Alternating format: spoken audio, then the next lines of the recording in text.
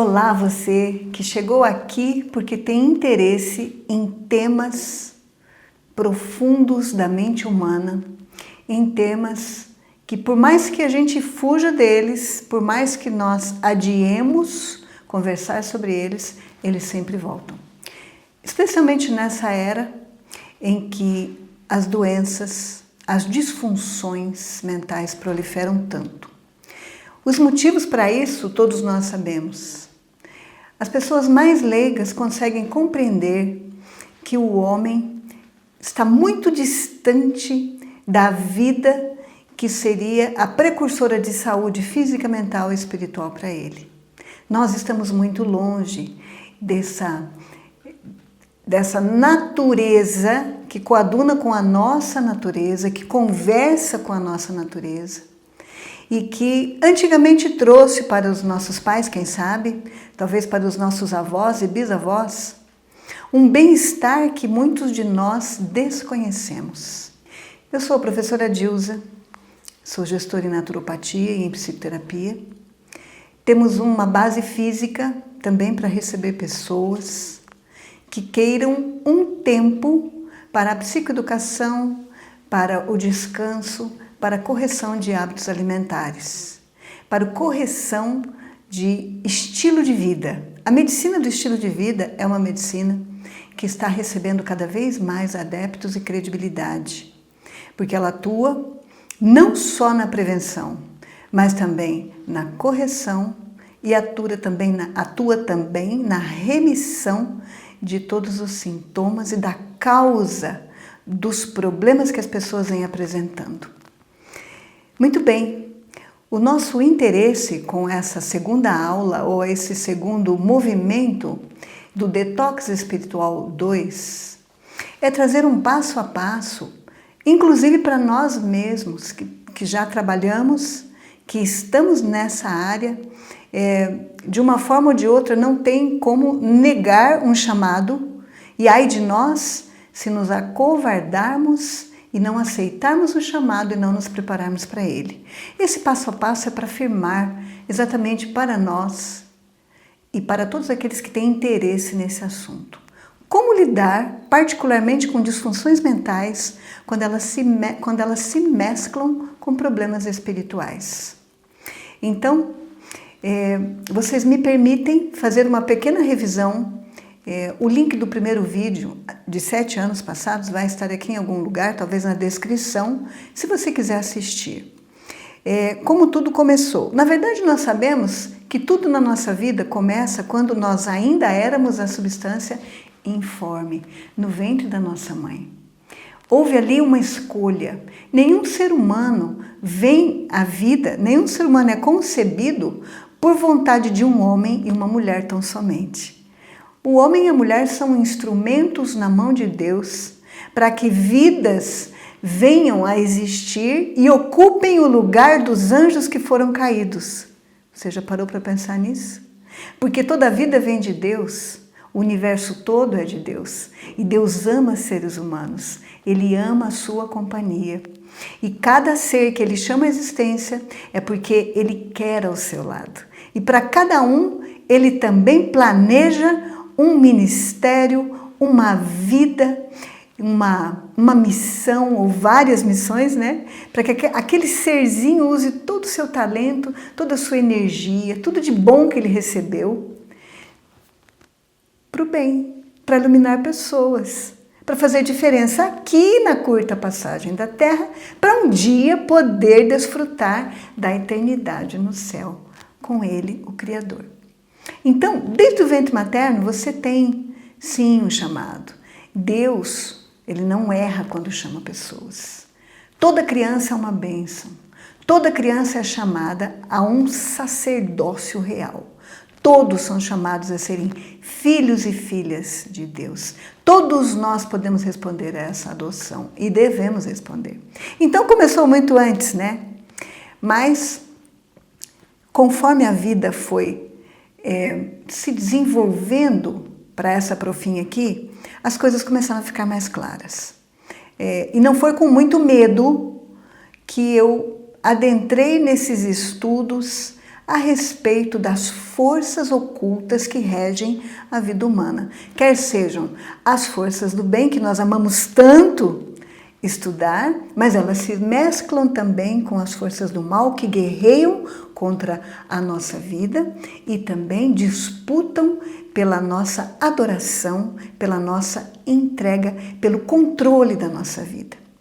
Então, enquanto eu estava estudando aqui as coisas maravilhosas que Deus tem para nós no mundo espiritual da luz, no mundo de Deus, com a sua palavra, com tudo que Ele preparou para nós, eu me deparei com um verso do livro de João, capítulo 14, e o versinho 30. O contexto é quando Jesus estava prometendo outro Consolador um pouco antes da sua volta, ascensão ao céu. E ele disse assim: eu já não falarei muito convosco, porque aí vem o príncipe do mundo, e ele nada tem em mim.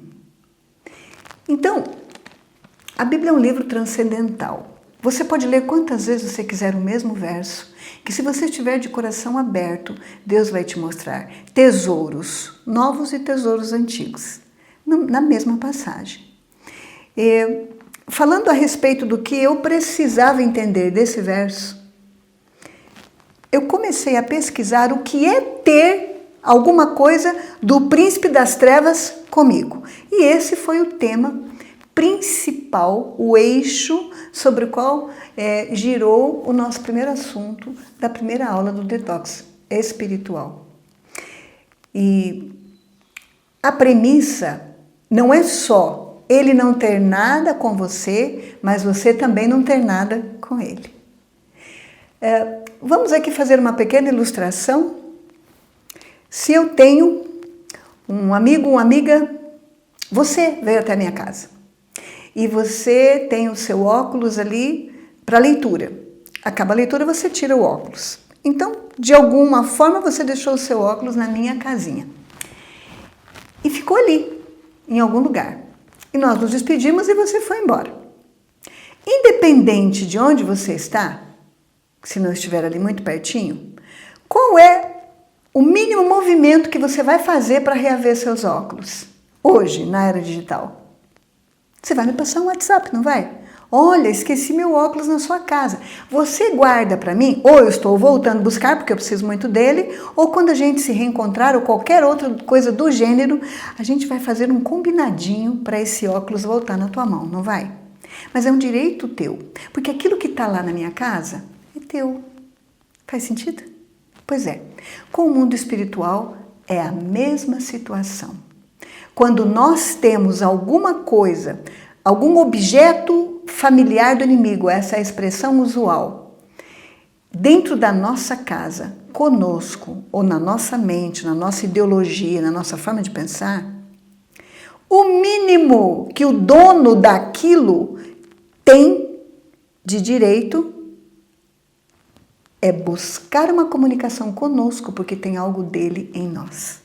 E se nós visitamos alguma localidade que por direito também pertence a esse príncipe das trevas, eu fui lá no terreno dele buscar alguma coisa.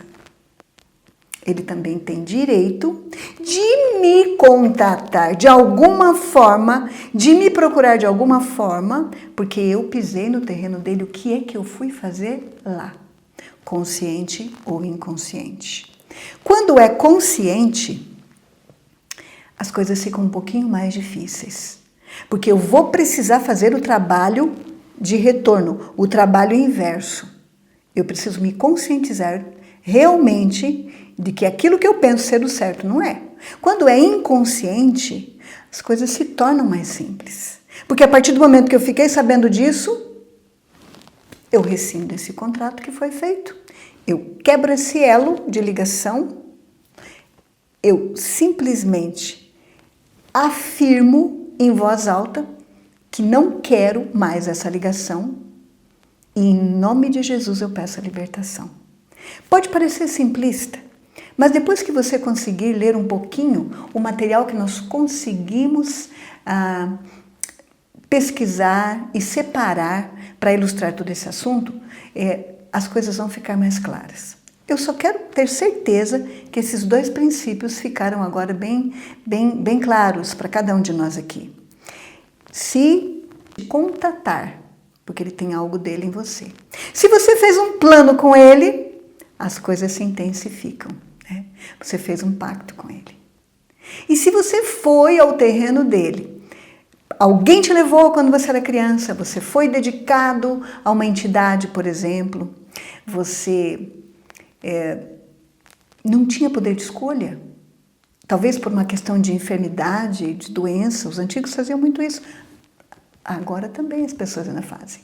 Se você foi levado a um lugar de domínio do mundo das trevas, a partir do momento que você tem consciência disso, você pode rescindir esse contrato. Você pode tirar aquilo que está com mau cheiro na sua vida e as moscas não vêm mais. Então, são 2 formas de falar o mesmo assunto aqui.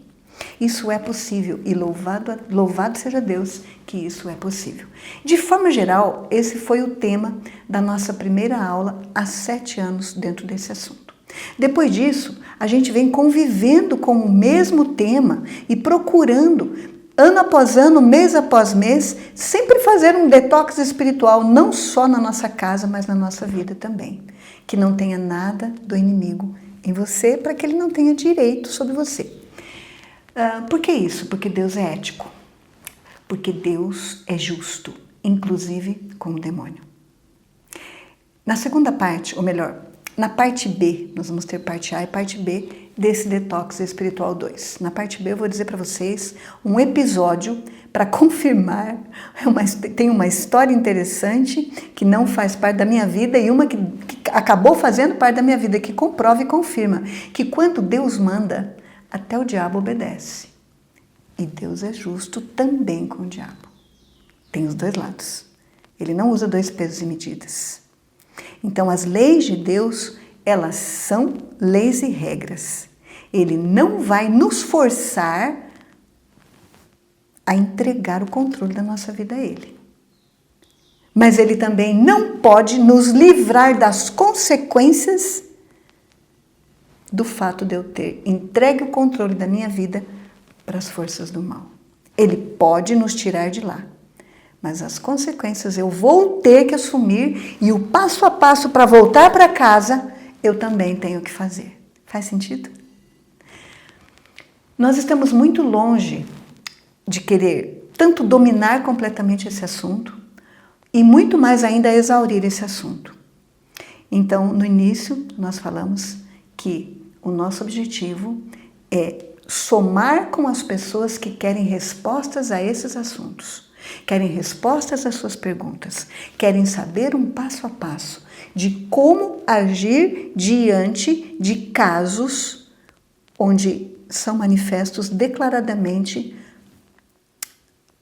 os atos, as invasões, as atitudes e as opressões e a possessão espiritual. Muito bem, uma escola onde nós temos muitos alunos que vieram das suas mais diversas culturas e com as suas mais variadas dificuldades espirituais, e nessa escola os quartos se compõem de 2 beliches, onde 4 alunos podem morar no mesmo quarto. Nós temos aí, então, um terreno fértil para muitas histórias e para muitos desafios. Então, essa primeira parte da minha vida nesses estudos começou lecionando numa dessas escolas em regime de internato. Eu fiquei muito penalizada com o sofrimento de todos aqueles alunos que vinham com histórias parecidas, como essas que mencionei para vocês. Ou foram dedicados ao mundo das trevas assim que nasceram, ou não tiveram um lar funcional e foram criados por pessoas que tinham como filosofia de vida esses rituais. Ou então, depois de uma certa idade, eles mesmos escolheram conhecer, ou por curiosidade, ou por rebeldia, ou talvez por influência de alguma pessoa muito próxima, ou por arrogância, ou por prepotência. Isso não me atinge. Eu sou um servo de Deus, eu leio a Bíblia, eu vou para a igreja X e faço tudo que a igreja pede. Eu sou uma pessoa que estou preparado. Isso não me atinge. Eu posso ir até lá para dar uma olhadinha como que é. Será? Quais são as intenções? Nessa época desse colégio, onde todas aquelas situações de alunos sofredores, aflitos, fizeram com que essa profinha aqui começasse a estudar mais a fundo os ardis do inimigo sobre a vida humana, nesse tempo, eu conheci um grande servo de Deus, que por curiosidade entrou num domínio de Satanás. Ele só foi ver como era, porque ele tinha um pensamento que a ele não ia acontecer nada, ele não seria atingido. O que esse homem sofreu depois foram, no mínimo, 8 anos de uma escravidão indescritível. E a primeira coisa que aconteceu foi ele ficar com dúvida da sua identidade de gênero. E ele já era pai de 4 crianças, 2 pré-adolescentes e 2 crianças. Imaginem vocês a grande confusão que virou aquele lar. E o grande sofrimento que aquela família inteira passou, e a igreja junto, e a gente junto ali. Não foi uma situação pequena, não foi uma situação simples, porque ele quis conhecer como era um ritual num determinado centro, só para conhecer. Eu estou acima disso, isso não me atinge. E ele erigiu uma parede na sua casa. Eu vivi isso, junto, sofremos junto. Pelo menos 4 anos. Ele dividiu a casa e passou a morar na outra metade da casa. E ali ele recebia jovenzinhos, todos meninos, para fazer a noite do pijama, para fazer noitadas como treinamentos para acampamentos, não sei qual era. Todo o jogo de trabalho ali envolvido para trazer aquelas crianças ali. Mas o que nós sabemos é que a vida dele foi arruinada. Só que nem ele sabia disso. 2 anos depois do ocorrido, 2 anos, um pastor, muito amigo nosso, tentando ajudar aquela família, tentando descobrir como tudo começou e o que aconteceu quando tudo começou, buscar a raiz do problema, perguntou então para ele: nessa época, teve algum acontecimento extraordinário na sua vida, diferente na sua vida, um pouco antes de tudo isso começar? E foi aí que ele se lembrou. O Espírito Santo ajudou-o a lembrar, porque ele já estava cansado de tudo aquilo. E ele então falou dessa incursão. Eu fui sim no campo do inimigo. E eu fui simplesmente por até presunção. Eu fui conhecer, para ver como era. Essas experiências nos mostram o quanto nós precisamos conhecer os ardis de Satanás minimamente para que não venhamos a cair nas suas ciladas. O mundo espiritual é muito amplo, muito profundo e muito denso. Em um outro momento, um outro jovem, esse não era casado, me relatou que por conta do seu envolvimento com drogadição, ele pisava num determinado local, ou entrava mesmo que fosse no elevador, e ele sabia quem ali tinha as mesmas tendências que ele, tinha os mesmos problemas que ele, e pior, ele via os anjos maus. E eu fiquei muito compadecida dessa criatura. Deve ser muito difícil você ver o mundo espiritual dessa forma, né? Mas ele disse assim: não se preocupe, o Senhor Deus me resgatou. E ele me deixou claro que ele permitia que eu visse, para que eu não me esquecesse da luta que era travada em volta de mim pela minha vida, para que eu ficasse sempre alerta com as minhas decisões e minhas escolhas. E apesar de eu também ver as entidades do mal, Deus também me permitia ver os anjos bons. E você sabe, para cada anjo mau tem 2 anjos bons. Sabia disso? Então, você pode ver na palavra, novamente na sua Bíblia, que quando Lúcifer caiu, quando ele foi expulso do céu, a 3ª parte dos anjos que acreditou nele foi expulsa com ele. O que é a 3ª parte? Se caiu 1/3, ficaram lá 2/3, não é assim? Então, para cada anjo mau, tem 2 anjos bons para cuidar de você. Essa é uma boa grande nova de alegria. Vamos falar novamente. Essa é uma nova de alegria grandiosa, não é? Porque por mais que nossa fragilidade traga um medo muito grande para esse assunto, traga um receio, tem pessoas que nem gostam de conversar sobre esse assunto. E você tem que respeitar. As pessoas só aceitam os temas para os quais elas estão preparadas para ouvir. Então vai chegar um momento que ela vai ter que encarar a vida dela de frente e chamar os problemas pelo nome e aceitar as respostas que Deus está enviando. Então, é muito importante que nós saibamos que, além de não estarmos sozinhos, tem 2 anjos para um que nos atormenta. E que nunca sobreveio e nunca sobrevirá provação ou tentação maior do que você possa suportar. É uma promessa bíblica também, né? Está em Romanos. E olha, mesmo que você diga que não tem como trabalhar esse assunto sem ter medo, e eu acredito em você, porque eu também tenho medo. Mas é um medo que não me acovarda. Quando eu passei a entender o mundo das trevas e o que é que está por trás de toda essa opressão que quer o controle da minha mente, e como eu posso escolher não entregar a minha mente a esse controle, o meu medo virou coragem. Aqui dentro, a pessoa humana é uma criança assustada. Mas, com a força que Deus dá e com o entendimento que Deus dá, com a couraça, com a armadura de Efésios 2 que Ele dá para nós, Efésios 6, a gente passa a ser um soldado corajoso. Eu desejo isso para você com esse assunto. Se for do seu interesse, assista a nossa primeira aula. Ela tem muitos detalhes, é um seminário, ela é longa.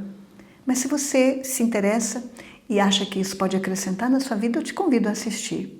Não se esqueça de se inscrever no nosso canal, comentar algo ali que venha somar com as pessoas que estão sem esperança com esse assunto. E isso faz diferença para que esse tema chegue a mais corações e mais pessoas possam conhecer o caminho da libertação. E que a Médico em Israel, a Bálsamo em Israel, a Médico e a Bálsamo em Gileade. E que nós podemos sim ter caminhos de libertação acessíveis a todos, plausíveis a todos, e que não agridam e que não ofendam nenhum sistema médico.